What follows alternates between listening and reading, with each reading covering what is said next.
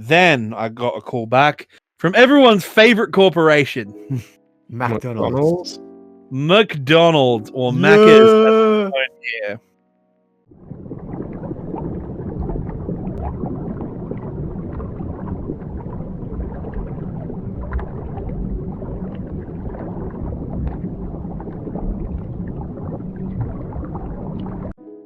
G'day, everybody, and welcome back to the Admiralty podcast. It is, in fact, your boy Pac-Man, aka Anamaki History, joined by my ever-lovely co-host Dojin God 69. What up? And IJN? No, that's not you. That would, of course, be OC Gangsta.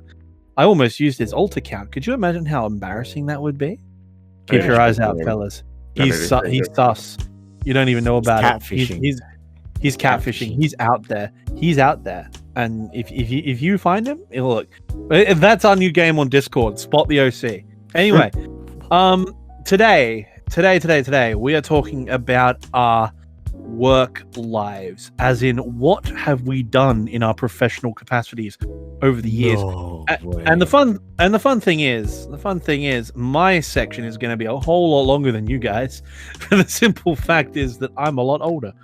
But given that's the case, and I'm the host, I'll turn it over to the boys on this one. Alrighty, so who wants to go first? Well, I guess I have the least experience, being the youngest, 19. But technically, OC, how many works or jobs have you worked at? 2. I've worked with 3, you see? Now, this is a problem. Oh, but how many years did you work at those places? 3 years total. I worked 2 years in the one job, and then 2 years in the other job. Oh, mate. What? Well, I'll start. Wait, does what's it called? You know, in school when there is was it job? What's it called? Like job? Job and Work experience. Yeah, Work experience. Yeah. Does that count? Yeah, I guess. Okay. I guess. So back we go. I was 14 years old. This is my first ever work experience, and guess what? This is also the best work I've ever worked on, cause it had marketing, right? So my first job that I worked at was at Finland's, I think, top 2 most known either internet company or a phone company. I don't know which one, but it's basically Telia. I worked at there for my first job, and oh my god, that was so much fun. So my first job was just, going to the meetings with them and take down notes, and that was boring, but I know thanks to that, I know a lot of marketing things. I also knew their revenue back in how old was I? 2018. So yeah, 2018. I knew their revenue for 2018. I'm not gonna tell because that is very, very undisclosed stuff. But they talked about a lot of marketing stuff. That was nice. Marketing ideas. I still have the notepad where I wrote their marketing strategies. Can't wait to use them for my next job, which hopefully I'll go in around in December. And another job they put me to do was coding. That was crazy. Oh. Coding, I know, that was big hands. It was actually just like in movies, the hacker scenes where there's a black screen and green text. It was basically that. But instead of writing a lot, I just had to write like reboot _ something and then put on codes. That was it. Honestly, that was fun. The only problem is that it got repetitive and boring. That was my second job at their work experience. My third and final was unscrewing, believe it or not, was it graphics cards. That was so fucking cool to do. It was boring, but it was nice.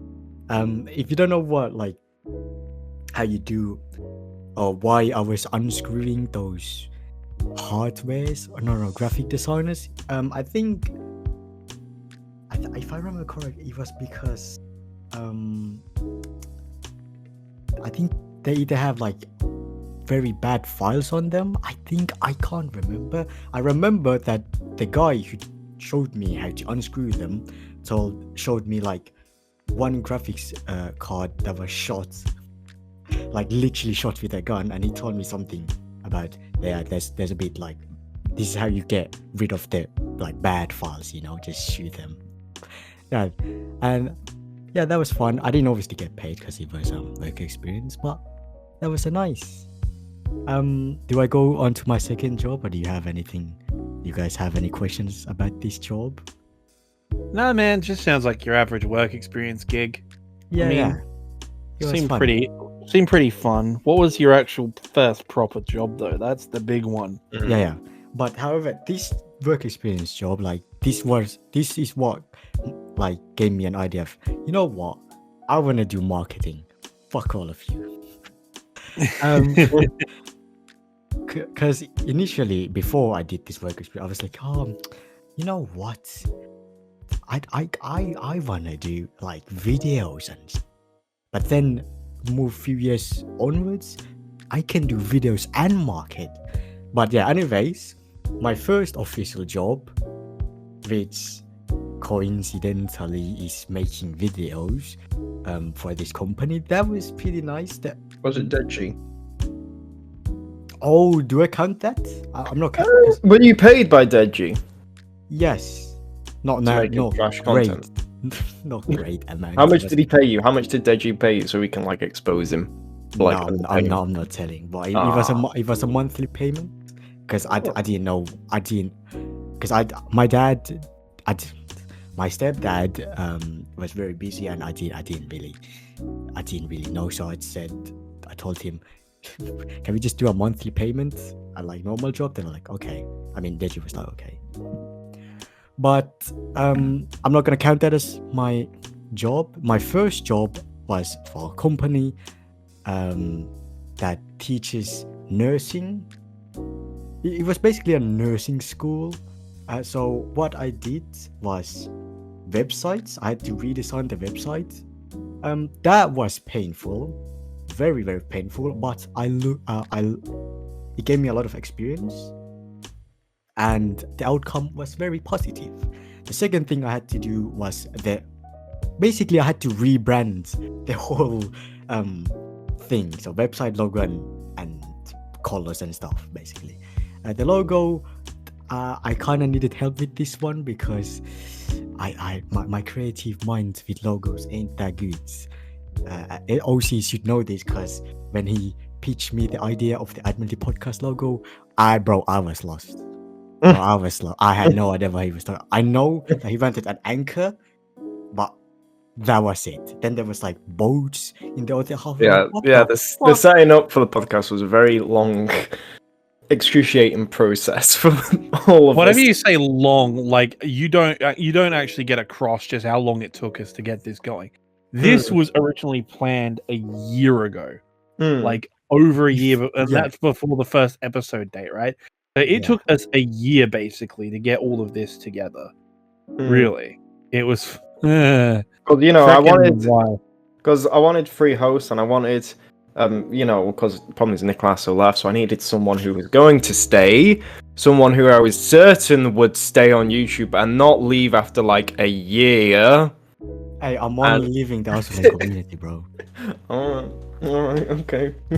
That's exactly what Nick said, and look where he is now. But it was a painful start to the podcast. I didn't have my creative side with me, But however, moving on to the job, what else was there? Yeah, the videos, the filming tutorial videos, or not like how to do CPR, was very, very awkward. I remember the first time I went to like record. Obviously, I work alone in this thing because I know how to use camera. I know the lightings and everything. That's fine. That's why I work alone and I got good payment.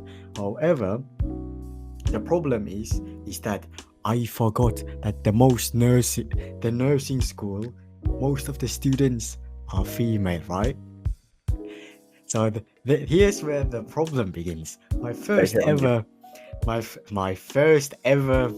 job ever. I went in, all right, let's record some CPR. Obviously, I come in like 30 minutes early because I want to check the room, the lightings and stuff, This is the only time I regret being like very early, because you know what they were talking about? Fucking pregnancy, bro. They were talking about pregnancy. They had to also try and have this, what's it like being pregnant? And now I'm there sitting in the corner. I'm trying to like, alright, this is it's very awkward. Let's not make that much of a hassle, and that is it. It turned out well until like few sentences later. Everyone stared back. Luckily, I thought they stared at me, but there was like, I was sitting right next to like these nurse beds where they can practice everything. Yeah, luckily they stared at that. I was shitting my pants when they stared at me. Oh, okay, I did something wrong, didn't I? But after that, it went pretty smooth. Obviously, I am not an introvert. However, it's a bit awkward to record. Obviously, the girls knew that there was a cameraman coming in and recording them doing like CPR tutorials and stuff. The only problem is that I forgot to ask them, hey, can I record this? No, you know what I did? I just went straight in. This is some great content, bro. Do that again. Can you do that again? Gone. Nice, bro. At the end of the day, it was a success. Made the videos, done, and I did that for pretty much for 3 months. Then I went back to school, So that was my first official job done. It was a good experience. What you guys think about that job as my first paid job? Sounds pretty awkward. Yeah. It reminds me of a situation I had in college, very similar. Yeah. In sociology. And the thing is, this doesn't end because they asked me to come back, and obviously I did. And this is where my second job started. Now I didn't have to rebrand the whole logo and stuff or websites. Now I was just the editor, photographer, photographer and video guy, taking videos. It's the same thing. And there was one thing, I forgot what it was, but I was basically their agent. Yeah, like agent marketing, like on their meeting stuff. This, however, was fucking fun because I basically worked at home because I barely had to record anything. Although it takes like 2 kilometers to go to that workplace to take videos, but luckily they all recorded their videos for me. Some were like, just like what was it? A business videos, like business greeting, because they were hiring a lot of new people, but a lot of the new people, they didn't really know how to edit, or the audio had some problems, so I fixed that for them. That was fun. What else? I had to go a few times to the workplace, and that was to record interviews about graduating students. The only awkward thing is that I was older than them, so I was oh my god, No. And the thing is, everyone's taller than me. And I had like 5 people I had to fucking interview. It was so fucking long and painful. And then I went to another place or gig to record more interviews. This wasn't that bad because I knew one of the persons because I think does it count as a childhood friend if you like knew each other since the age of 10? Is that the real life kind or the anime kind? real life. Yeah, real life, yeah. Real life kind. The anime kind. Okay. Just want to clear that up. Okay. Yeah. So that was pretty comfortable. The only problem with that is it got way too comfortable and I didn't check the background. And I got so much I wouldn't say so much, but I definitely got one critic, and that was, what the fuck is that in the background? Obviously my plan with interviews, if I can't have like, you know, like a wall. No. Let's say, because there was in my interview, like, you want to focus on the person, and ideally, so this is basically tip 101 how to make interview. Never make the person who's being interviewed look into the lens, right? So that is rule number 1 when doing interviews. You should have told me that before the anime convention. Yeah, but that's a different type of interview. Alright, okay. But I do like the professional interviews, right? Never make them look into the lens. However, the space was shit. The space was so shit that I had to. It was either to make it look like unprofessional interview, which was shit. Never do that. Amateur. Or actually pick this background. Obviously, it was nice because it was a plain white. It was a plain white wall, which is great, right? Until you look at like the bottom right, there was a fucking dirty ass pillow on bottom right. I didn't see that. I thought my camera didn't pick that up. So so after I edited that interview, you know, done the music, done the graphic stuff for the interview, I sent them to the boss. She goes like, yeah, this is very nicely edited. What about this bottom pillow that pops up a little? Oh my god, big rip. Yeah, but the thing is, you should. Some people said like, oh, you could just scale it out. Like, no, because the way I recorded the thing is, if I zoom in a little bit more in the Premiere Pro, it would cut off a bit of the head. That is not good. You actually want to have a little bit of head space. And oh my god, I fucked up so hard.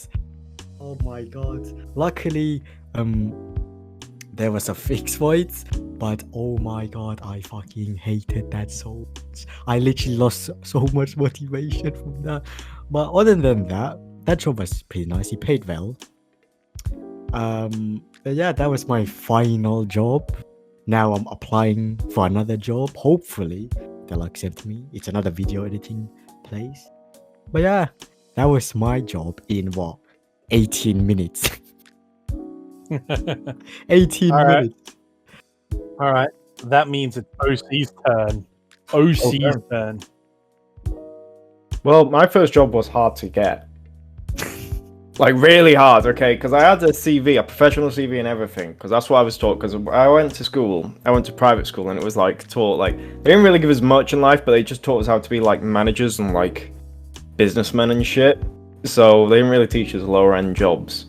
So I went around like all these different places applying for jobs, and they just kept saying no. Even McDonald's rejected me because I was too overqualified for. Like, I had like, if you've got like GCSEs and you're in college and stuff, they won't accept you. So I went for like first year, like 15, 16, no job. And then my mum just said to me randomly, like, because I usually go to my local chippy to buy chips there. And my mum was like, well, just go and ask them. And I was like, right, there's no way they'll have a job for me. So I'll go and ask them. I asked a woman, like, do you have a job after she served me? And I was like, and she was like, let me just see. She turned around to this other woman, small woman with glasses. She says no. I was like, okay. And you were like, just leave your whatever details. I was like, okay. So I got my CV, put it with them. About a week passes, nothing. Okay, so no job. Then suddenly I see the woman from the chippy, the small woman with the glasses, like walk past my house.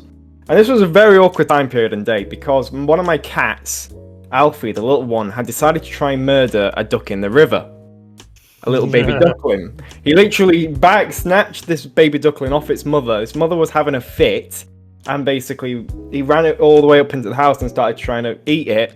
And me and my mum had to stop it. And at that time as well, there was I was in the Sea Cadets, and I had to do coming up to November time, so the Poppy Appeal. So I had to do charity work as well for that as well. So this woman really turning up at my house isn't very good at that time. But anyway, she said like, oh yeah, like you left your CV with us and you forgot your phone number. So we don't know how to contact you. So turns out all these jobs never actually responded to me because I never left my phone number with them. So they couldn't get in touch with me. Professional CV. Oh my god. I know, Really? It was like the one detail I missed out. Professional CV, by the way. I checked it up the other day and I was like, I'm pretty sure I did put a phone number. Looked at it, nope, not a single phone number. I put my email address and my actual address, but not my phone number. And I was like, oh. But anyway. Fucking muppet. You actual muppet. But anyway, so we went for a trial. Went for a trial that following Monday, because it was weekend, so I went the Monday. And turns out the job is what it basically is. It's basically, I was in the back peeling potatoes. And at the time, like, she was like, okay, you passed the trial and we're gonna, like, you know, get you work a week and we're gonna pay you £7 an hour. And my mum told me the most you're gonna get paid an hour is £3 at your age. So no I way. was like, there's no way this woman... an hour. I was like, no way.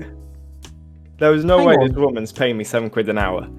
That's $15 Australian for me. So $15 Australian for working in a chippy, that's not bad. Yeah. And it came to like the first week. At the end of the first week, I got paid like, I think it was like £300. Like over £300. For a 16-year-old, that's a lot of money. How long did you... That's $600. God damn, that's... How many hours per week? It was on and off. So obviously the Monday... it wasn't like, it was a cash in hand job as well. So it wasn't like they had an official contract. It was just come in, work the hours, work how long you want to fucking work, peeling potatoes and cutting chips and stuff.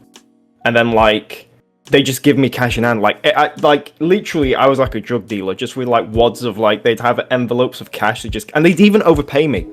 Not only did I find out in the first week that not only had they paid me the amount, but they also paid me like an additional £50 on top of it. So it was like, what the fuck, you know? And even when it came to Christmas, they'd pay me money. Like, here's a present. What is it? Money. But here's the interesting thing about my boss. So my mother has this rule that my family cannot dislike the Jews because it was the Jews who gave her her first job. And she's always grateful for them for that.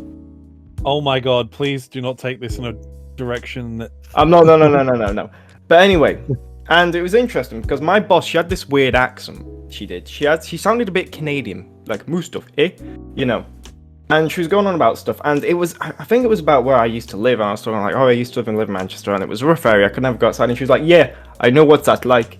And she said, you know, I couldn't like go out. We couldn't go out to the cinema or shopping where we lived, you know, because the yellow berries would get us. And I was like, who the fuck are yellow berries? And she said, you know, because we're not from here. We're from a place called Row whatever. I forgot the name of it. I went home to my mum. I was like, Mum, my boss comes from like this weird country called Rhodesia. And she was like, you mean Rhodesia? I was like, yeah, Rhodesia. My first job was literally working for the Rhodesians, and that's fucking cool. That is like, and she would talk to me about her life in Rhodesia and stuff, and her family, and how she used to own a farm and all sorts. And yeah, so that was fucking cool. So basically, I've got a rule now that you can't talk shit about Rhodesia because because they gave me my first job, so I don't care. Wow. But yeah, it was a job that I had to do by myself. So basically, the process, it's in the back, so people didn't really see. But in the back, what I'd do is I'd have a bag of potatoes, put them in this machine. That was basically like the inside of it was sandpaper, but it was like heavy stone sandpaper. And it'd throw the potatoes around with the water to get the skin off. And then I'd go with I started with a potato peeler, then I got a knife, because I got really skilled with a knife. And just started cutting the potatoes. I'd store them in barrels full of water, and then the barrels would be empty. The water would be empty out. The potatoes would then be put in this like machine to turn them into chip shapes. They'd be put in a basket and placed by the door, so they could grab the basket of chips and put them into the fryer, and then job done. But sometimes, there was one time where I was doing it on a Monday by myself, and I suddenly hear the owner had this friend, and he had this area around the back, and it was a big sort of. He did these bonfires. He did. Suddenly I heard fire one time. I was like, what? And then this guy, like this oldish guy, like opened the door. He's like, there's a fire. Give me the hose. So I gave him the hose. The hose didn't reach, and he's like, the hose won't fucking reach. What the fuck, And there's no thing outside, and this fire that he was doing was slightly got a bit out of control. It was almost burnt down this other building opposite the chippy. So running out of options quick, I grabbed one of the barrels that was like half full of potatoes and water, dragged it outside, and this barrel's like half the size of me at the time, so this was a pretty big heavy barrel, and I sort of threw it on the fire. And turns out like an hour's worth of progress of peeling potatoes was just gone down the drain, like literally thrown on the fire to put the bloody fire out, because this guy just almost burnt down the bloody village. So yeah. And there were some times as well that it would just flood. As in, the pipes would like block because of potato peels, and then the place would just flood. Or sometimes I'd just run out of potatoes or something. Like there was a lot of issues with this job. But the thing is, what my boss would do would be like, oh, we've run out of money. Oh, we can't afford to open up. We're making like not much money, and they'd be paying me like £7 an hour. I'm thinking, yeah, the reason why you're not making money is because you're paying like me astronomical amounts of money. But no, they were very friendly. The only issue I had with the job was that I was sort of in the back by myself. So social skills wise, I didn't really improve much, and I was an introvert. Because the thing is about me, when I work, I'm like one of those is that I just see the job and I just do it, because I was taught it in school to just work the job. So I was like a little communist worker, they said, but I just get the job on and just get it done. I wouldn't complain or anything. Because it turns out there was this one job I hated, which was dealing with the fish. I had to squeeze the dead fish parts to get the water out so that they'd cook properly. And I hated doing that because I don't like eating fish. I don't like eating seafood. So, doing that is like torture. Okay. But I did it with no complaints or anything. And they were like, wow, he's doing a great job. I bet he's loving it. I'm just like inside dying because I hated it. But no, I worked there, and yeah, obviously I had to leave the job when I went to work at university. I mean, not work at university, went to university. And then COVID happened, and then it was my second year of university. At the end of it, towards the summer period, my parents were like, oh, you need to get a new job, you lazy ass. Oh, and that was another advantage working at the chippy. I get free fish and chips all the time. Oh, God. Like, no matter when I go there, they'll give me free food, which is great. And because yeah. I'd love to. Bro, that's basically one of the best dirty barking food ever. Well, that's the thing as well. I was also, if I worked the night shift as well at the chippy, which I did quite a lot, I'd also get fed as well. Not fish, obviously, because I don't eat fish, so it was sausage and chips. Because I was a regular there, so all the time. Oh my God, man. I would have loved to. The only issue is that the hours were quite long, so it was working 10 to 2, and then it was 4 till 9, 10. And at the time I thought, wow, these hours are awful. Dang So, shit. yeah, until my second job came along. The second job was worse with the hours. And that was my job as a bartender or bar staff. I don't know, I didn't really get called a bartender, it was all bar staff. That was interesting. This is why this is the law on why OC is the best at handling cock. What do you mean cock? Tails. Oh, cocktails. All right, okay. Well, actually, I my second job, I didn't get as well on with my boss as I did with my first job because my boss from my second job, he's a cunt, to quite literally put it. I don't want to take up too much time. So, because I was in the UNU, the University Society, and they have a bar there, and obviously they delegate it between different people. So it was a really shit like sort of bar where the drinks were subsidized for the price, and it was just get a can, pour it in a glass, get a shot in it, done, serve. So I went to apply for this job as a bartender, and like they were like, "Oh, what experience?" The manager was like, the guy who was interviewing me was like a really small guy, like Napoleon size, you know. And you know me, you know, he asked me like, "Oh yeah, what thingy do you have?" And you know, I was like, "Oh, I did this. I worked on a bar and this, that." And he like instantaneously he hired me on the spot. He just hired me on the red spot. Flag. That is actually a red flag, by the way. Like straight away, it was like the way he was looking at me during the interview was like he really desperately wanted me to take the job. Like, you know, if you want to, the way he spoke to me was like, yeah, you know, if you want the job, you know, at all, you know. I was thinking, does this guy like really want me to have this job, you know? So anyway, came to the first day, I was fucking shit. I was just standing there on the bar because I didn't know anything. I didn't know any of the cocktails. I didn't know how to make any of the coffees. I didn't know how to pull any of the drinks. So it was a very horrible, awkward process. And then that was a job where I sort of I got on better with the co-workers than I did with the boss. The co-workers were great. There was this co-worker I had called Elijah, who was like 6 foot tall, 6'4", so he was like a giant in comparison to me. And like we had great times. We'd constantly smash up glasses together and prat around. And there was one time where he was sort of like with this glass, and he was there like saying, "Wow, this glass is really strong," and he's banging it against the side of like this surface, this metal surface edge, and then suddenly, as soon as he said this glass is like really strong, there was just a smash. And my manager was in the other room, and he's just putting his hands on his head like, "Oh, for fuck's sake, what are they doing back there?" And yeah, it was great. It was chaotic. There was also a time that there was like several fights between customers. I was at a funeral one time serving, and what happened was that I don't know what the hell happened. But apparently, like this one guy was like, apparently I had heard from my mate that this one guy was like asking this other guy to step outside. I'm thinking, nah. And then they were apologizing at the bar. They were standing at the bar. The one was trying to apologize to the other, and the other wasn't having it. And he was like, "Yeah, piss off." And then, you know, next thing I know, suddenly the one's in the one's face, and they're literally and like they're both like 6 foot tall fellas. You know, they're pretty tall. You know, so they're both like at each other's face, you know, grabbing each other by the shirt, you know, pulling each other close. And then this little guy, about 5 foot tall, bald fella, decides to like grab the one, get him away. And then, so I'm thinking, okay, fight's over. You know, wow, that was a quick scuffle. And then suddenly the one, as he's pulling the one guy away, this is like a 5 foot tall guy, smaller than me. The other guy says something to him, and then he starts turning around, this little fella, and then he's up in this like 6 foot guy's face, and then, you know, it's like, oh my god, and the manager had to get involved and drag all three of them apart. Love a little bit of bar fight, bro. Oh no, there was another one as well, where this local drunkard was gonna beat the crap out of this like 70-year-old guy because he didn't pay him.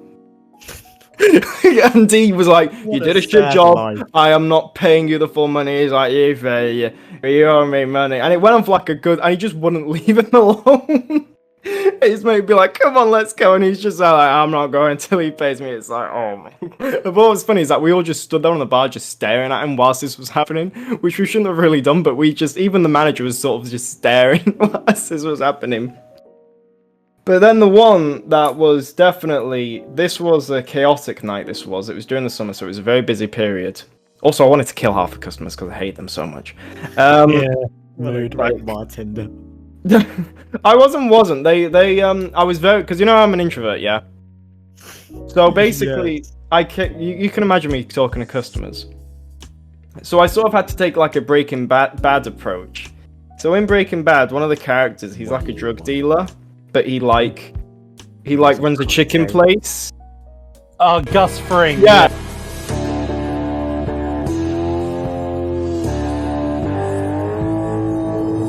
So I was like Gus Fring, kind of like I had a script in my head, and I was like, okay, we'll just do that script. So I was like, the script would be, hi, what can I get you? Is that everything? Would that be card or cash? Thanks. That's it. That is literally all it is. That's the most NPC thing ever. I know.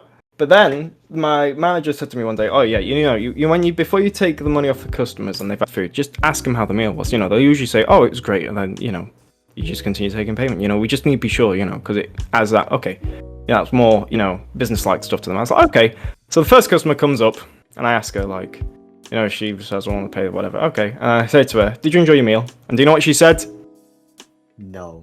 She said no, and at that point I was like, and because I had a script and it didn't go to the script, so I was like, my brain was like, must come up with a response, and I was like, why? What's wrong with the meal? And she was like, oh, the chicken. We didn't receive the chicken, and this wasn't cooked. And I was thinking, what the fuck do I say now? And do you know what I said? I dead on said to this woman, I will take it up with the kitchen. Like, full on, like, it sort of came across as more like it's the kitchen's problem, and I'm gonna deal with the kitchen to make sure it never happens. Why didn't they just call a fucking waiter to tell them? Well, they did. This fucking chicken is raw, mate. They did. It was hell to work at. But what would be the worst nights would be the ones where they'd throw like a surprise party, but they wouldn't tell the bar staff. So we'd have to work from like 5 in the afternoon to about 2 or 3 at night. And yeah. And the boss had a very mentality like, if he saw you standing around, he would fuck you. He would literally, he'd be like, I don't pay you to stand around. Go and do something. It's like, we can't do anything, So... yeah, and it was a fun job. There was a lot of arguments, a lot of fightings, but I don't want to take up too much time. It probably will most likely be my own separate video I'll make on my channel, because some of the workers I worked with did request that I do a video talking about them. That I worked at BBC Radio News. And I'm going to pass it on to... that was that job until... Was that a fucking Trash Taste reference? But the funny thing is, me and Gigok, like, other than of our ethnicities literally being the same, I'm actually like the Gigok of the podcast. Like, I'm actually like following his footsteps of working at a news company. Scary stuff. You know what'd be funny is if you leave that company to go work on your YouTube channel. We'll see, but Animaki, you have the most experience, and you're almost 30, so hit us up.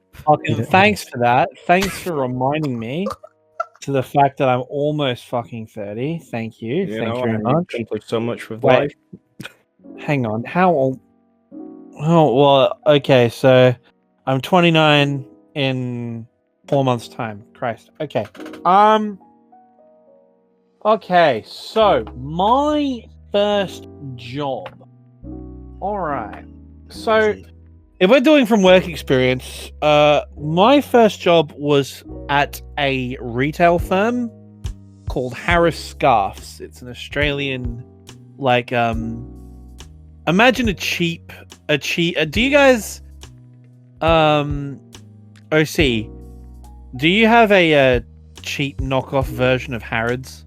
What do they do at Harrods? What do they sell? Like Manchester, haberdashery, clothes, mattresses, that sort of thing. Yeah, I think we do. I think it's it's kind of like a home and clothing kind of store. It's for the slightly well-to-do, not incredibly rich, but definitely a middle-class shop. You know what I mean? Oh yeah. We've got clothes, TK Maxx, Debenhams. Yeah, clothes, basic furniture, light fittings, all the sort of stuff that you'd have in your house and clothes and that sort of thing, right? So I worked in the haberdashery department of Harris Scarfs for my first gig, and that would be 2009. I think. Holy shit. Yeah, 2009. Oh my god. So I was walking around, and the funny thing was, I was an Air Force cadet at the time, so I was the only person in my group of work experience at Harris Scarf who knew how to tie a tie, right? So I had to tie the ties for the whole crew. I still don't know. I still don't know. Which kind of tie? We're talking Windsor knot or standard tie? Double Windsor. Oh, Double my Windsor man. or My man. Yeah, because you have to do it. Because if you don't do a double Windsor, you have to. It's not symmetrical. You have to be symmetrical that it fills the entirety of the collar portion of the uniform, and then follows down the gig line of your buttons to your belt, and the tie has to touch the top of your belt buckle to be an appropriate Air Force cadet uniform. You match it up with your jumper or your service jacket, and Bob's your uncle. But because of that, I was the only guy who knew how to tie a tie, so I had to tie the tie for everybody in the morning. But yeah, I worked in the haberdashery department for 2 days, right? Putting jeans away, putting clothes away, stacking stuff, moving stuff, setting up store presentation and all that. But the fact of the matter was, I wasn't very good at that. And because we were work experience people, we weren't allowed to do, how to put it? We weren't allowed to do like cash in hand stuff or any of the service roles at the registers and stuff like that. So we got given the odd jobs around the building, right? They had a sale coming up. And so I was stuck for 2 whole days in an attic. I was stuck in 2 whole days in an attic. The upper floor of the building used to be a cafe and a food court, but it got turned into a massive storage area, right, for Harris Scarf. And I was up there for 2 whole days blowing up balloons. Oh no. I spent 2 whole days. No, I had an air compressor, but I spent 2 whole days blowing up balloons. So what I did was I took a CD player with me, because that's how long ago this was. Yeah. I took a CD player with me, and I played a bunch of burned CDs that I'd made from downloading music from illegal MP3 sites like MP3 Raid and LimeWire way back when. And I put a bunch of burnt CDs in my pocket CD player, and I just sat there blowing up balloons. Except for the last day. Me and my mate Liam got a treat for the last day. The last day, we were taken up to the storage area by the store handler, and he was like, "Boys, listen, you've been doing it rough the past couple of days. I'm going to look after you. We are here on product disposal day." And I'm like, "What's product disposal?" And he says, "Well, look, this is for faulty items that were returned. And because they were faulty, they can't be returned. And so they have to be destroyed." And so literally, they gave us a pair of aluminium baseball bats, right? Solid aluminium baseball bats. And we are out here smashing toasters, smashing blenders. Whoa. We're trashing shit. Like, holy me and my mate Liam were just sitting there just breaking shit. Like, Breville toaster ovens, OC, just freaking snapping them in half and just kicking them. Like, dude, we had a great time. We spent the whole day just breaking shit and then chucking it in a dumpster. It was a good day. That'd be the best anger release. Oh, dude, ever. if I could have done that as a job, oh man, like, it's the old saying. If I could get, like, it's the old saying, like, if I could get the job as the crane operator with the big wrecking ball and just knocking down buildings, right? It was literally that. Like, we just had to break shit, and we just went around breaking shit, and it was great. Collapsing boxes and breaking shit. After 2 days of doing nothing but blowing up balloons, trust me, it was great. Like, dude, the armed security guys who came to collect the money from the safe in the storage area came up past me, and they looked at me and my massive fuck off pile of balloons, and they were like, "Yo, did you inflate all these?" It's like, "Yeah, that was me." Sitting there with my air compressor, by that point, I had put on sneakers instead of office shoes. I had undone my tie, and I was just up there just making them. Like, I didn't give a fuck. So, that was my work experience. Then high school went on, and it was like, okay, Pac, you got to get yourself a job. Wait. So where did I end up working? Before that, how many jobs have you actually worked on, excluding work experience? Excluding work experience? Yeah. 4. Oh, that's not bad. Five if you include YouTube. So, because YouTube I do full time now. Yeah. But 4 or 5 if you include YouTube, but I don't include YouTube because YouTube is a hobby that accidentally became a job. Could technically say self-employed. I am self-employed. Businessman. So yes. I'm a small business owner. I'm self-employed. Yeah. My dad's Independent self-employed. contractor. Then his company went bust, but hey. Well, you know how it goes. Okay. But okay, I needed to get a new job. So what did I do? So I was like, okay, I'm gonna chuck out some references. I tried applying for Domino's Pizza. They didn't accept me, but they were my local pizza place, so they knew who I was because me and Dad would order pizza from them. Well, Mum was still alive at the time, so we would all order pizza from there. And they're like, hey, don't worry about it. You don't have to pay us. We're good. They turned down my job offer, but they said, hey, look, we can't hire you, man. Sorry. Got no vacancy for you, but have pizza on the house. And I was like, you legends. You fucking chads. Like, that's a good way to knock back a job in. But then I got a call back from everyone's favorite corporation. McDonald's or Macca's. Yeah. And I ended up working at my local McDonald's for a month as training staff, and I worked at my local Macca's. And then I started working at the McDonald's that was brand new, next to the railway station. So we had Port Adelaide, so dox myself, there you go. Port Adelaide McDonald's. I was there on opening day. And we had the fire department there. We had everybody there. And I was working during the day selling burgers. Originally, I was supposed to be in kitchen. They started training me on kitchen, right? I was working kitchen at breakfast. And I said to them, look, guys, I'm better at front counter than I am at kitchen, trust me.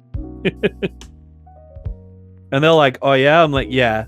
And then they saw me deal with customers, and they were like, yeah, you're way better at that. And I'm like, but they found out something very important.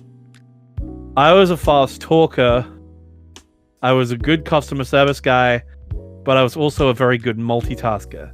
So guess what job I got given? Manager? Cleaner. No, worse, much worse. What?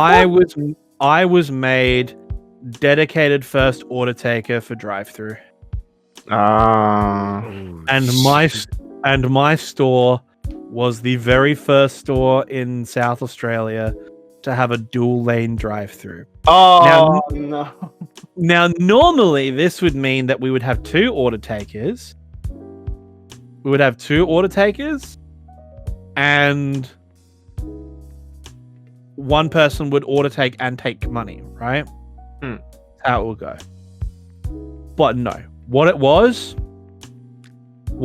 at quiet to medium periods, it was one guy takes both lanes and cash. Oh God. So I can still do it to this day. So I would like click beep, bottom McDonald's, how can I help you? Boom, large Big Mac meal, large Coke, whatever. Hey, thank you. Anything else? No worries. Drive through the first window, please. Click, and I would take the second order while they were driving through to my window. And then I would take their money. I'd take the money, like, thank you, next, there you go, here's a change, here's a receipt, next window, please, thank you. Welcome to McDonald's, how can I help you? And I would just keep going and going and going and going and going and going and going. And that would keep going. Oh, fuck, that would keep going. Because what do you guys think of the double lanes at McDonald's, the double lane drive-thrus? We don't have that. We had them in... I fucking hate them, right? I hate them. They brought them into... I think they got rid of them in some areas of Britain because they were just causing so much hassle. Because sometimes... you'd get, because there's one instant where we ordered food before this other People car. cut in front. Yeah, that's what they did. They just put the person cut in front, Cut and in then front. that fucked up the order. And then obviously, which is basically the issue, is my mum was in the car, and she is the most. She takes when she's in a car, she takes stuff very seriously. Like someone cuts her off, she will like hunt that person down and kill them. So she was yelling at this person in front of her to the point that the person actually heard her yelling and like drove off unhappily. But no, it was a stupid fucking gimmick. I don't know why McDonald's thought of it. It was just perfect with the one lane drive-through, and they should never have put in a second lane one. Yeah, but it was freaking crazy. But I worked at McDonald's for 4 years. All right, I spent 4 years working for McDonald's. So the rest of my high school and first year of uni, I worked at McDonald's, and I tell you what, it was rough. But by the same token, as you can probably tell, OC, from your bartending gig, hospitality, especially late night hospitality, also gives you the best stories. Yeah. Ever. All right? Because all of the stories from my call center jobs, because that's what I did before I started YouTube, were pretty crap. Which is why I got fat, really. Call centers, if you... Look, this is a message for your health. Do not work in call centers. They are the most unhealthy jobs in the world. Yeah, you get so bored and so depressed. You just snack all the time. You don't exercise because it's the most mentally exhausting job. Like, even if you've been sitting down all day, by the time you finish, you don't want to go to the gym. You don't want to do anything. You just want to go sleep, dude. It's fucked. But working at Macca's was simultaneously the best and worst time. Trust me. So, let's talk about the best stories I've got working at Macca's. So, I was first order taker dedicated in the mornings for a while. And then I got too old because I turned 18, which means I'm expensive, right? So what do you do with the 18-year-olds? When you turn 18, you become too expensive and they can just get teenagers to do your job, right? So what they do is they get you to do the job that the teenagers can't do, which is overnights. And overnights at Macca's are fucking great. Working the night shift at McDonald's is one of the greatest gigs in the world. I miss it. I honestly miss working overnights at McDonald's. It was one of the greatest things ever. So, okay. This is the funniest story. So here I am. I am at the second order window. Minding my own business. It's 2 a.m. All right. It's 2 o'clock in the fucking morning. And I hear a knock on the window. And I look around. And there's a guy standing in the drive-thru wearing a bike helmet, but he doesn't have a bike. Fucking... Look, I don't know. Okay, anyway, so I open the window and I'm like, hello, sir. Can I help you? Oh, hi. Are you guys open? I'm like, yes, sir. We are through the drive-thru, but not the restaurant. Oh, that's not what I asked, man. I asked if you guys were open. And I'm like, yes, sir. The drive-thru is open. However, the restaurant itself is closed. Look, okay, don't call me sir. I'm not your fucking dad. Alright? I just want to know, are you guys open? The drive-thru, sir, is open. Yes. The main restaurant area is closed. Look, I'm about to get real fucking angry in a second, man. I just want a simple answer. Are you guys open? Yes, sir. We are open. You just need a vehicle. And I shit you not. The response that this man gave me was, and I quote, well, man, the thing is, like, I don't believe in pollution, so can you, like, serve me anyway? What? No! You need a fucking car, dipshit. It's health and safety regulations set down by the government. I can't sell you food if you don't have a vehicle to come. If you had your bike with you, which you're wearing the helmet for, fine. But no, you don't have a vehicle, so I can't serve you. Fuck, it's not hard. But there were other times where I got in trouble for serving people in the drive-thru. And it was this one. We had a bunch of dudes come through on foot. Like, they were walking up to the drive-thru. And they were like, ding, ding. It's like, hi. It's like, hi, can we get food? And I'm like, yeah, guys, look, you need to be in a vehicle. I can't serve you if you're not in a vehicle. Oh, man, come on, bro. You can serve us. Look, guys, I'm sorry. You need to be in a vehicle. I can't help you, all right? You can't come through here. You need to be in a vehicle. Oh, come on, dude. You've got to help us out, bro. Look, guys, I don't care. If it has wheels and you're in it, I'll serve you, okay? But until you fulfill that criteria, you're not coming in. All right? It's just it. Now, I'd said that just as an offhanded reference. I'd said that to say, hey, you need to call a cab or something. You need to get a car, or you just need to get something, right? I had forgotten that we are located behind one of the largest supermarkets in the area. These absolute mad lads jumped the fence and stole fucking shopping carts. Yo, fucking jeez. And came back, and there is this group of boys, and there's two sets of lads. They're sitting in the freaking carts, right? They're sitting in the carts with their mate on the back pushing them along, right? Making car noises. Oh my god. And I realized that I had said, if you've got four wheels and you're sitting in it, I'll serve you. And I was like, you know what? Fair. Fuck it. I don't care. The only other really funny stories I have are the worst nightmare. The worst nightmare of an overnight shift worker at McDonald's. You're sitting there. I'm sitting here in the drive-thru. I hear my drive-thru notificator like, ding, ding. So I run to my end of the store and I'm like, I look out the window and I see a taxi cab. But I don't just see any taxi cab. It's a maxi cab. What is that?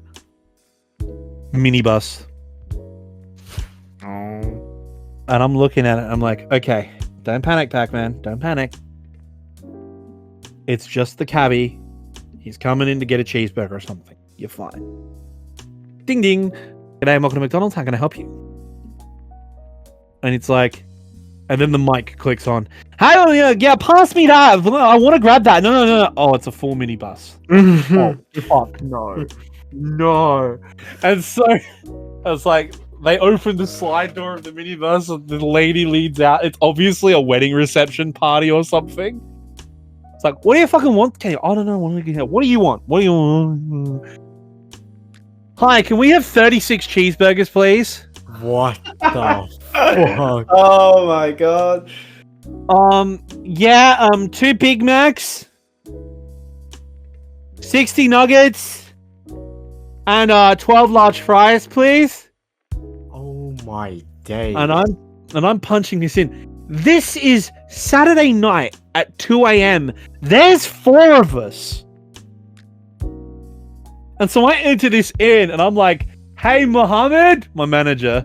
And he's like, what? And he sees me entering. He's like, oh, fuck. And he comes running in. The entire kitchen crew came into my drive-thru to look at my screen. And they're like, are you serious? And I like, the people in the van started laughing because they're looking at me through the window and I point at them. And the whole kitchen crew like looks at the minibus, looks at the monitor, which shows them on camera, looks at the fucking screen and goes, oh, fuck. And so my manager hands me his authorization card. I scan it, authorize a transaction of like $300, right? They all run for it. They come round and they spend 5 minutes just like, it's like, park him straight away, Peter. I'm like, yeah. And like, there was like setting up, like doing all this. They get the money together. They pay me. I come back into the kitchen and literally every single surface has a cheeseburger wrapper on it. Every single one. Like, my kitchen crew are going fucking ham, dude. Like, they're going mental. Like, they're just, like, the grills are all full. The fryers are all full. Like, we're just running. Dude, I'm assembling cheeseburgers. When I'm assembling cheeseburgers, you know it's fucked. Okay? And yeah, we managed to get it out, but dude, Other than that, there was the indigenous guy who came through after he'd had a bit too much. He'd come through at the window and had said, "Hey, can you serve me?" I'm like, "No, you need to be in a car." Comes back in a taxi. I shit you not. Rolls down the window and goes, I'm like, "G'day, welcome to McDonald's. How can I help you?" "Give me some munchies, bro!" Exactly that word. Exactly. And when I used to get bored, I used to do impressions in the drive-thru. I used to take orders as different people. Some of them were pretty good, like Stewie Griffin. Oh yes. Used to do Stewie quite often. But I did my favorite one that I ever did was I was sitting there and I saw an Army Land Rover rock up. Oh. And they rolled down the window and I'm like, all right, I'm gonna fuck with these guys a little bit. I'm like, "Hello, hi, it's your boy Christopher Walken here at McDonald's taking your order today." And I'm like doing this Christopher Walken impression, like, "How may I take your order?" You know, it's not a very good one. I've been trying to get Christopher Walken down, but wow, okay. Anyway, so I'm trying to do Christopher Walken impression, taking their order, right? And he's like, they hear me do that impression, and they start dying, right? And then his mate in the second seat looks over at his mate and goes, yeah, fuck it, yeah, all right. And then the army guy leans out of the Land Rover and goes, "Wow, okay, so I need a Big Mac meal with a extra large fries, maybe a cheeseburger." And we took that entire order as Christopher Walken. Both of us back and forth took the entire order as Christopher Walken. I wish I'd gotten my manager to send me the MP3 of the recording. It was so fucking funny. But yeah, those are my best stories from working at Macca's. There's a couple of others. There's the time a guy so a guy was in the restaurant, like homeless dude, I don't know, just a dude who's had him in a few issues, okay? He's sitting in the restaurant, and he's been chilling there for an hour or two, right? He hasn't ordered anything. He's just been sitting there. And Nav, our manager, goes up to him and says, "Hey, bro, look, you gotta leave, okay? I know, I understand, but this is a restaurant for paying customers and patrons. You're loitering here. I'm sorry. I'm gonna have to ask you to move on, all right?" He leaves. Guy doesn't move for another 2 hours. Comes back. "Look, man, I'm gonna have to ask you to leave, all right? Come on, let's go." It's like, "Nah, man, I'll be gone in a minute." Okay. Half an hour goes by, he still doesn't leave, right? Nav comes back with his offsider, Abby, and goes, "Look, mate, I need you to leave, all right? I'm going to escort you off the premises. You need to go." So the guy finally gets up, and he's obviously upset. And he's walking past my manager to leave the door, to leave the building, right? As he does that, he fucking loses his temper, picks up a chair, and throws it across the dining room. He throws it at the cafe area, right? Now that would just be a single domestic occurrence at a Macca's. That's normal. However, he had thrown the chair across the dining room straight into two police officers ordering coffee. Oh. Man picked the wrong day.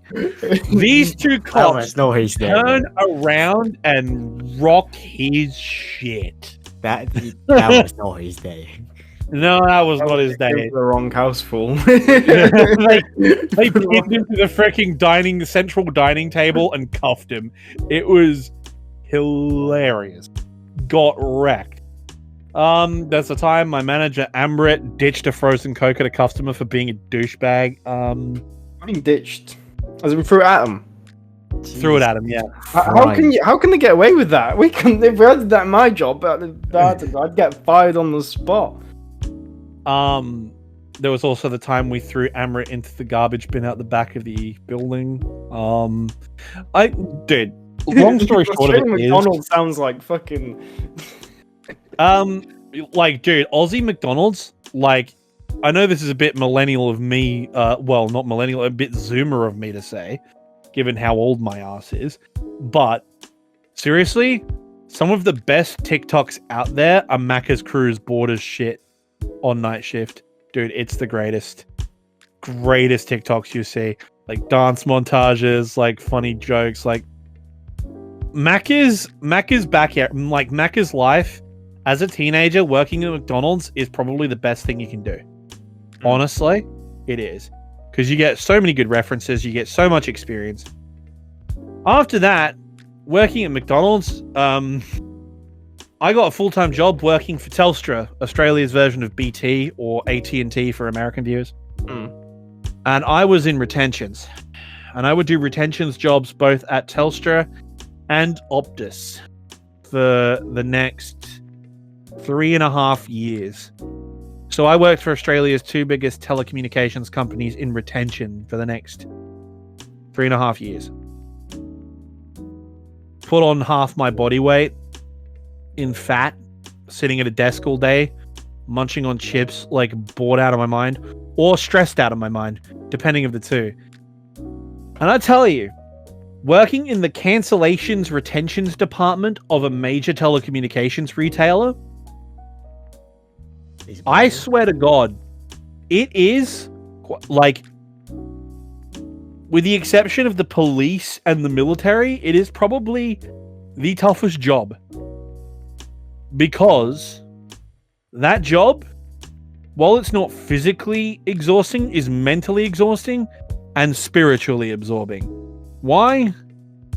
Because my job was literally trying to sell stuff to people who wanted to cancel their stuff.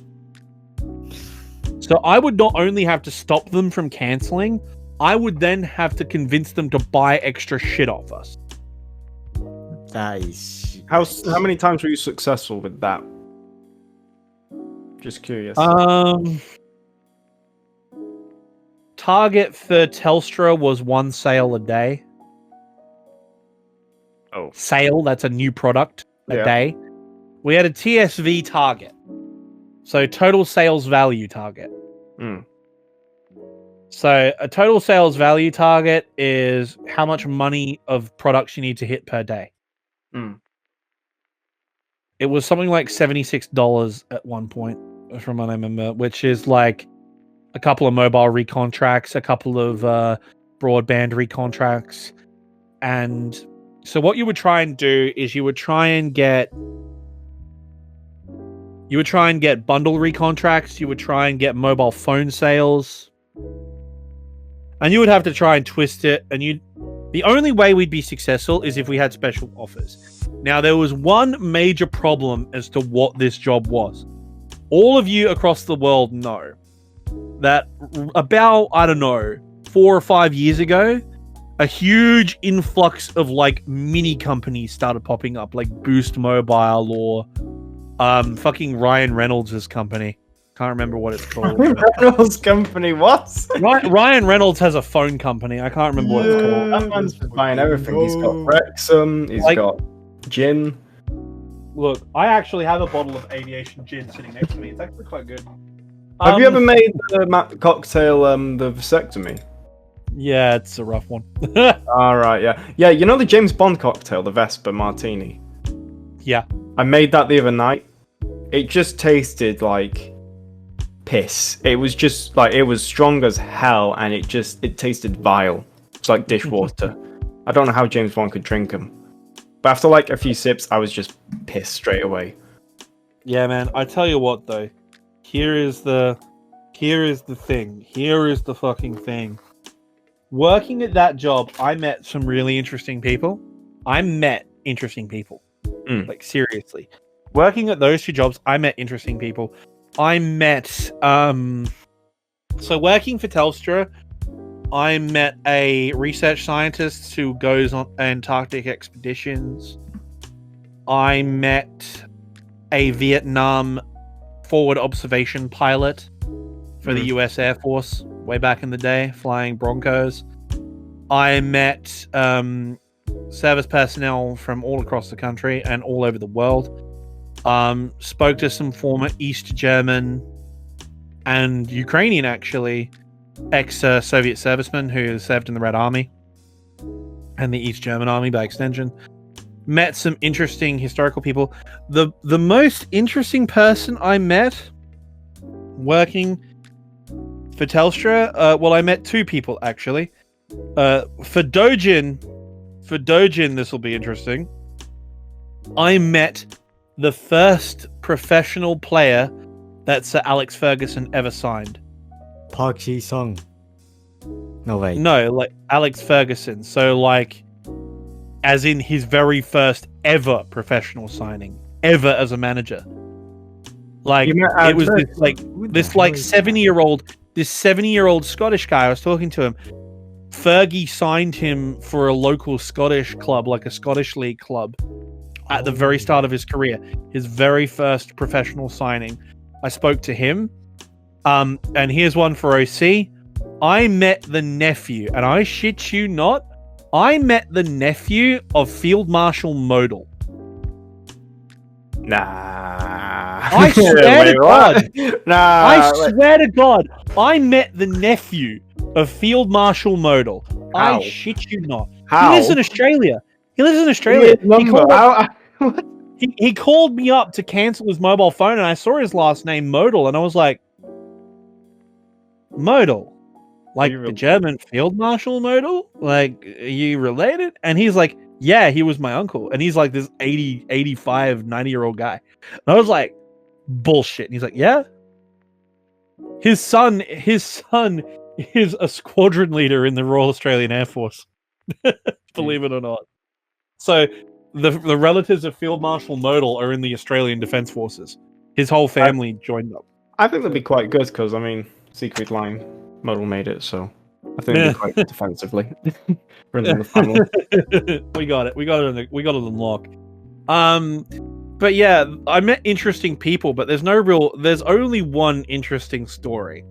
And it's one that's good for Halloween, really. That's really dumb. Yeah.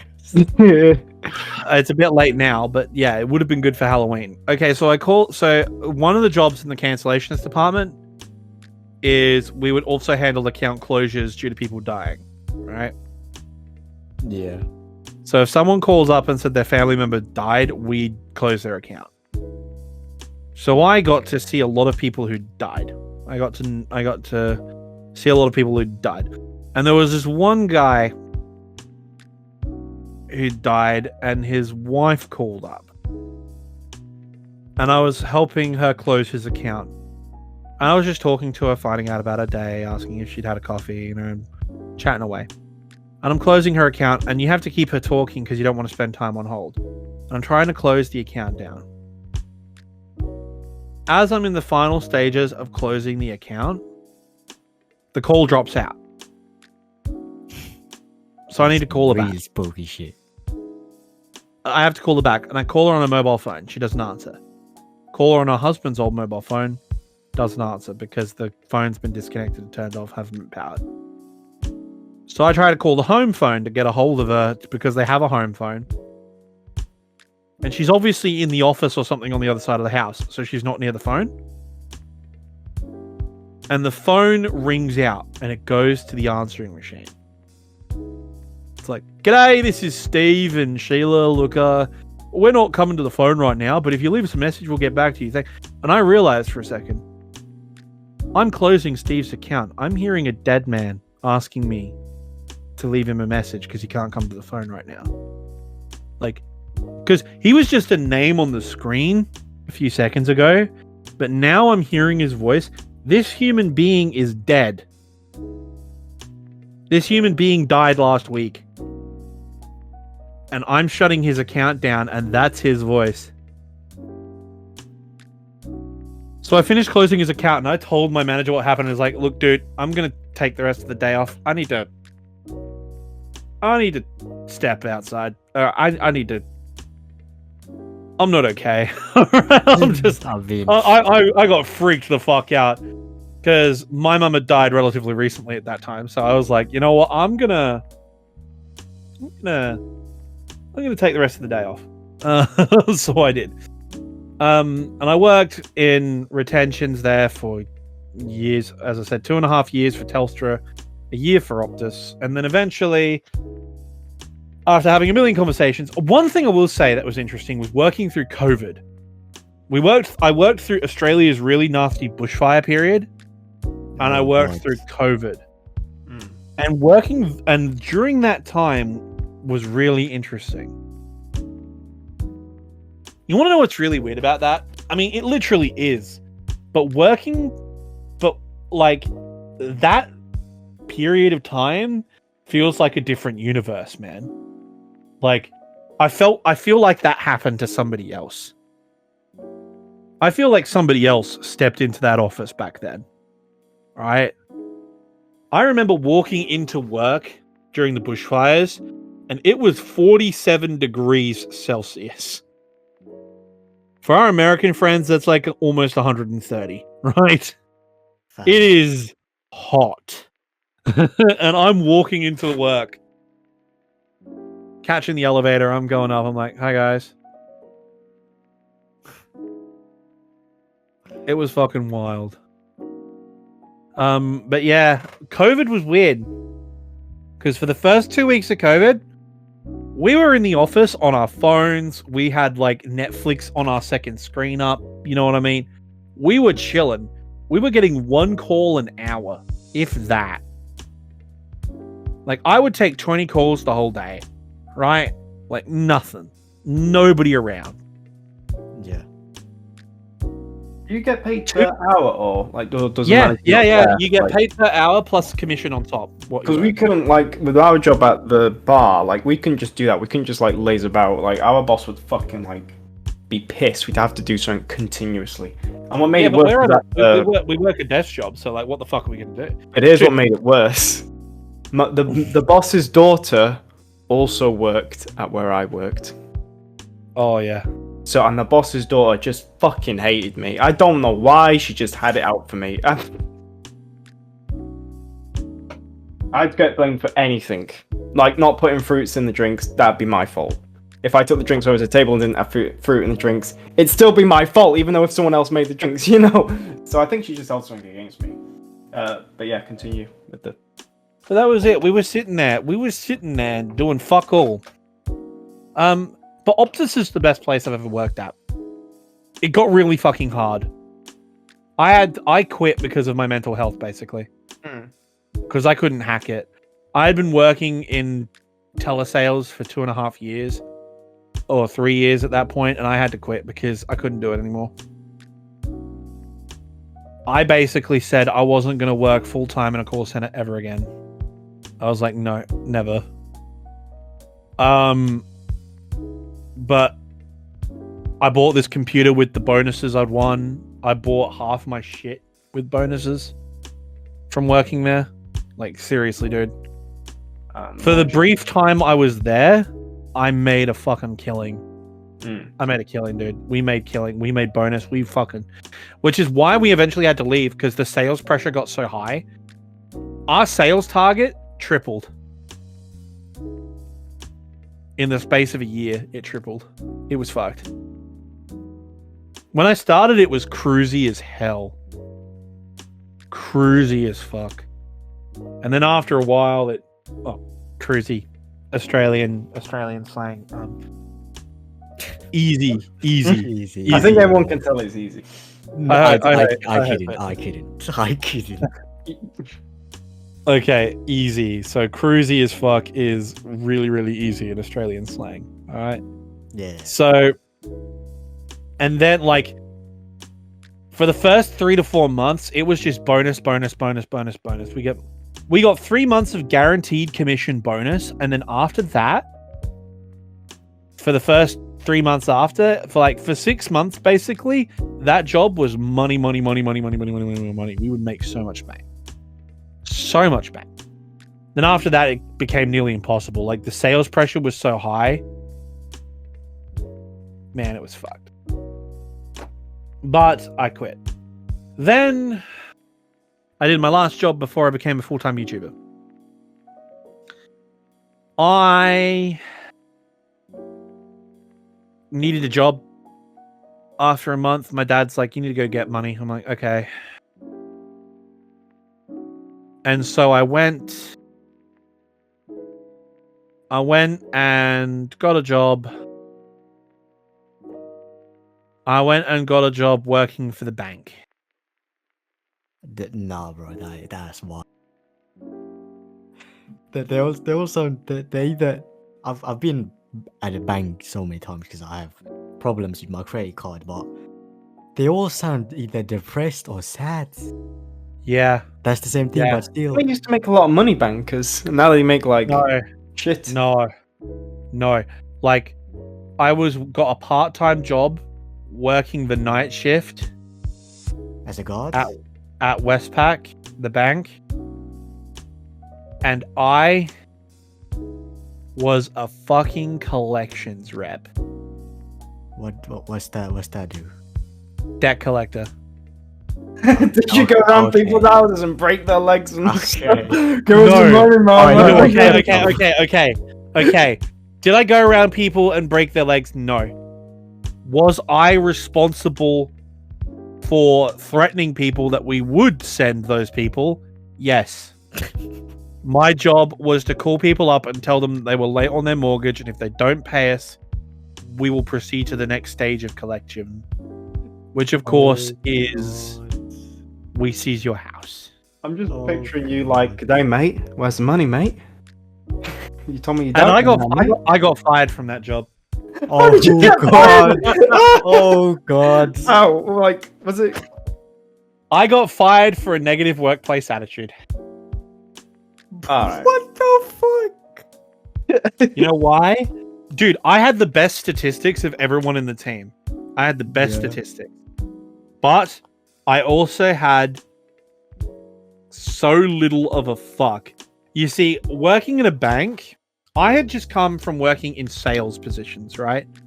Yeah. In sales positions, you rock up in a t-shirt and shorts with your lanyard around your neck. You're like, "G'day, mate. Look, we'll do this, we'll do that, we'll do whatever." And your boss goes, "Hey, I need this." I'm like, "What do you want, boss? Fuck off. I'm busy." Right? I came from that kind of environment, right? Into a bank, which is, "Oh yes, we're going for cocktails and polo after work. You have to wear a tie. You must have your shoes polished." You know, it was this very corporate, like, look, I'm a filthy fucking lefty. I'm not going to get political, but I'm a filthy fucking lefty, right? I am part of the woke problem, if you like. Whoa. Quotation marks, right? But the level of corporate liberal woke bullshit, oh my god. You're not synergizing correctly with our corporate atmosphere. You know what I mean? Like, dude, I did not gel with the managers. I did not gel. I didn't have that perfect synergy. I didn't have that perfect synergy. I had this tendency to tell people exactly what I thought. You were like a hamburger as opposed to a hamburger. Simply put, I pissed off management several times because I was very direct about my emotional state. I said, "This is bullshit. Come on." And then a customer abused me, and I transcribed what they said on their account to me. I didn't add anything. I transcribed exactly what the customer said to me. They fired me because it was unprofessional behavior.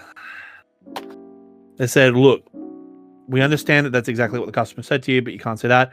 This combined with your attitude problem, we're letting you go." I'm like, cool. Okay. It's all right. It's all right. Fair enough. But yeah, I got fired from that job. And then after that, I went on the unemployment benefit for a bit. And you know what I did? I'll tell you what I did. YouTube? I was like, hang on. I'm getting Patreon. I'm getting YouTube. And my YouTube career was starting to take off. Like, it was actually, like, at this point, I was a little bit bigger than UOC, I think. a little bit bigger, maybe like 40,000, right? And I was like, okay, I could do something with this. So I was earning maybe $600, $700, right? And then my patrons were contributing around the same in US, right?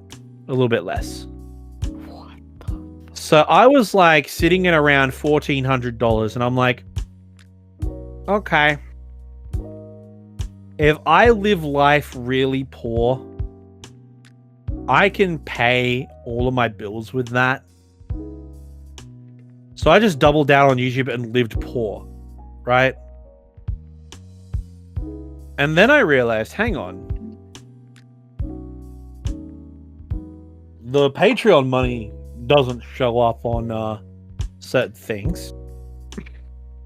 On only the YouTube payments to my bank account show up on the government website. Yeah. So I only have to claim the earnings for my YouTube. Well, where do you get your money from? Like Google. Where does it say? Because do you know where I get mine from? Google Ireland. I get mine from Pacific. I get mine from the Pacific. I get mine from Ireland as well. So they don't like the bank's like complete oblivious to it. Like it just pops up on my. Yeah. So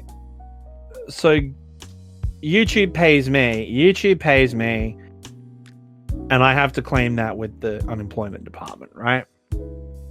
But I didn't have to claim my Patreon. And so I only claimed my YouTube, of course. And my YouTube earnings at that time were under the threshold. Which means, guess what? You're doing tax evasion. No. Oh, right, okay. I was claiming what was entering my bank account. So that means you still got the unemployment benefit with the YouTube money and the Patreon money. Indeed. All I had to do was meet my job hunting requirements every month. So the thing was, I was like, okay, what were the job hunting requirements? Well, the job hunting requirements was you had to apply and show evidence that you applied for 20 jobs every single month. And you have to say you sent your resume and you sent an application to 20 jobs every month. I'm like, cool. Any specifications? No. You just have to apply for 20 jobs. And you have to go to any interview that you're offered. All right, cool. So, I put together the best resume I could with all my references. Slapped that bad boy together. Chucked it in the online job searching system, right? When you job search it. And here's the thing. Online job searches through recognized job search providers count as an application. Right? So all I have to do is load my resume into the system and then apply for 20 jobs on this job website, and I've met my requirements. So that takes me like an hour and a half on a Saturday afternoon. So I didn't particularly want to start working again unless there was a part-time call center job I could get. So I applied genuinely for part-time call center positions when they came up that I could get, right? Yeah. And the rest of the time, the rest of the jobs, well, look, all I'm saying is I'm not saying I'm not qualified to be CEO of Raytheon in Australia, okay? I'm not saying I'm not. Oh my god, what a scummy taxi. What a scummy taxi. You literally applied for jobs you wouldn't get. No, I didn't just apply for any jobs. I only applied for one type of job besides jobs I was actually qualified for that were call center part-time, right? I only applied for one other type of job. CEO positions. I applied for 20 CEO positions a month. Imagine if one I got an email back from one of them. And I sent them all my details, and they're like, thank you, we've reconsidered. I'm like, I thought you might. But I was like, no, I wasn't doing anything wrong. I wasn't committing fraud or anything illegal. I was literally I was declaring my income. The thing was, I got to the point where I was declaring my YouTube income to the government, and they wouldn't give me any money because I was earning enough money from YouTube. And at that point, I was like, okay, YouTube's my job now, fuck it. And nowadays, I earn my living through YouTube. Yeah, happy ending. And the coolest part about it is, right, you know when you get your YouTube revenue, right, guys? And you see your YouTube revenue's like $800 or something. You see that. And then when you get your payment, it's only like 530. Yeah, I get that. They take 30%. It's what is that? It's US taxes. US taxes. Yeah. Are you kidding me? Yes. What? You pay US taxes. But That's why I signed a fucking deal on YouTube that basically said that I wouldn't get taxed. you do. You get US tax withholding. Bruh. But Wait, so they here's hold what I thought.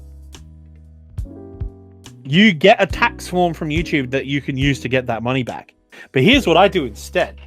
What I did was I sent that withhold tax to my accountant, my e-tax accountant, and said, these are the taxes I pay with the US, because Australia and the United States have a tax treaty. So I got my US taxes extrapolated from my Australian taxes, and the government paid me $500. Oh, nice. Because I paid so much tax to the US that my government had to pay money to me. Jesus Christ, dude. It was so good. That's So like a confusing satisfying. dub. Confusing dub. So worth it, though. Can I do that with my government? I don't know. I think you have to be above. All I know is I'm fucked this year. That one. This year, I don't know what I'm gonna do with my taxes. I've been like, literally, every time I've been getting my YouTube paycheck, I've been trying to bust my ass extra hard to get extra money, and then I will just bank that money and live off the rest, because I am terrified at the end of the year that the government's gonna be like, okay, you haven't paid taxes to us. And I'm going to be like, yeah, I know, because I have no idea how I'm supposed to do this. That's what they don't teach us in school. They don't teach us taxes at all. Yeah. But yeah, The thing is, but that's the thing. That's the thing. I don't collect unemployment now because I earn enough through YouTube, so I just sort of do this instead. Happy days for me. Yeah, happy days. But I think is that all? That's it, because we've got a football match to watch. Remember, Dojin? Yeah, I do. Yeah, but it's in 9 minutes time. Yeah. In 10 minutes. Yeah, in 10 minutes. So we got anything else, lads? No? No, not really. Not really. When is next time where we will be doing an interview? Not like it's going to be like a day after this recording, because we completely fucked up. It's been your boy, Dude, with OC Gangster and Animal Key History Pac-Man. Yeah, I need to pee. I'm bouncing. See you, boys. Oh!